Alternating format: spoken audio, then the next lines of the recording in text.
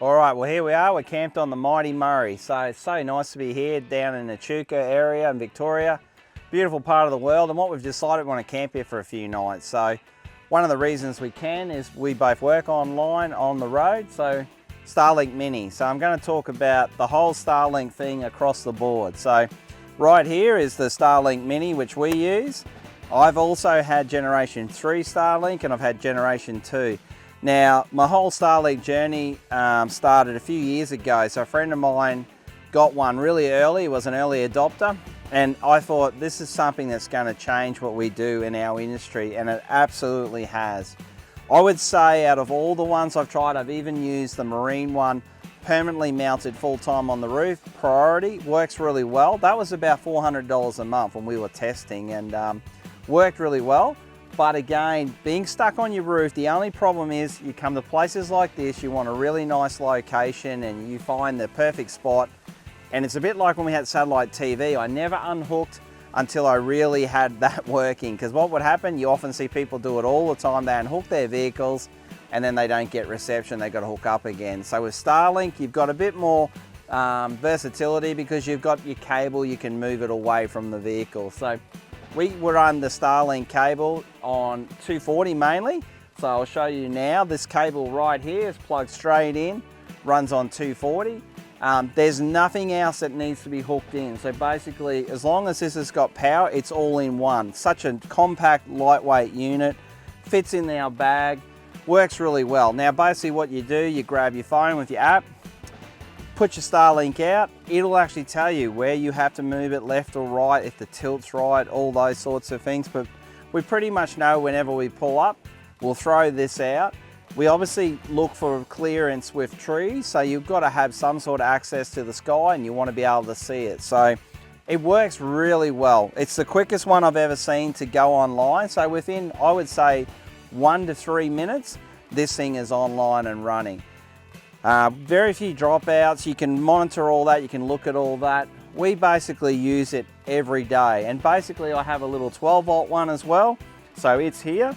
So basically this one, I've got it plugged in the side here, but if I was just pulling up for a quick nighttime stop, I'll just put the 12 volt one out. I've either stuck it on the back, I sit it in the back of my tray even, I've sat it on my bonnet, just places like that. It's even sat up on the front of the van. You just point it where it needs to go, set up. We've been in truck stops everywhere. I've never had someone try and take one of these. I've never had any issues with leaving it during the day. So I've always found them to be really good. I have never had a breakdown with one of these things. I've never seen any of them for the last couple of years fail me. So I've got to give it to Starlink. One thing I would suggest is carry a spare cable, which I do. These sometimes, basically it'll be you that damages it. The cables are pretty robust. But if you do bend them really hard somewhere or put them in a crush point, that can break them. Then obviously you'll have dramas. So I just suggest if you're getting out there and you want to stay remote, basically carry that extra one just so you're safe. Obviously I have the 12 volt one as well, so I've sort of got a couple of redundancies there. Now people say how much power do they use? They use actually very minimal. This, out of all of them, I find is about 20 to 30 watts. So it doesn't use heaps. I know on their site they say that you need, I think, a 100 amp plug. I haven't found that to be true. Like it just seems to run really well. What I do find is that they work where other things don't. And with Starlink especially, what I find is it just keeps us connected. So basically, like I say, we're in such a beautiful spot, but in the past I wouldn't have stayed here for this long. I've got one bar on my phone here, I'm with Telstra. And that's often what you find. You get a little bit away from towns, and we're probably 25 k's out of town, that stuff starts to fail you. Whereas this, I've even had it where I've got it mounted, I've got a mount coming, that'll sit on the top of my 300 chop, and I'll be able to run this permanently. So it'll give us the opportunity to park the car away. But then there's times too when Elisa wants to stay here and I'm going to go. So what we'll do is make sure that it can come in and out of that bracketry, which it does. I've got one of those from Boss Aluminium, fits straight on the top of any rack and away you go. So they've done a really good job of that. Another good Aussie company making a difference for all of us campers. But I encourage any of you, look, I think this is about $180, $190 a month, so that's not cheap.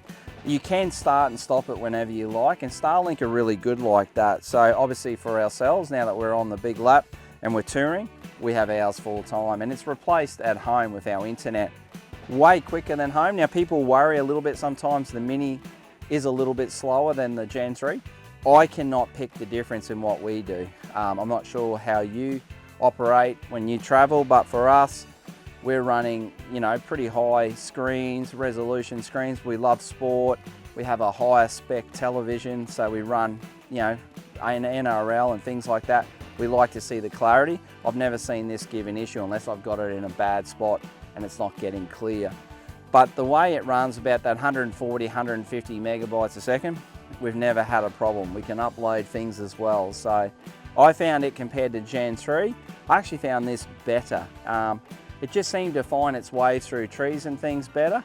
Obviously packs down smaller and the speed hasn't been a problem. So, you know, everyone, it's up to you however you go with it. But my best advice is Starlink Mini for the size of it, for the usability, for the opportunity just to have internet wherever you go. Basically you can, I've seen people with little batteries running these too, like a little remote pack. You can take it with you, say you want to go hiking. It's probably to me just a little bit, you know, cumbersome and heavy for that right now, but I'm sure that technology is going to keep growing. But for us, caravanning and you're traveling, grab one of these, you'll make your life so much better. So for us on the big lap, you know, it's made a huge difference to us, and I encourage all of you. I've had lots of questions about it. I hope this answers some of them. Again, we'll show you how it works, but very simple to use, very easy. Once you're set up, do it at home before you head off on your big trip and away you go.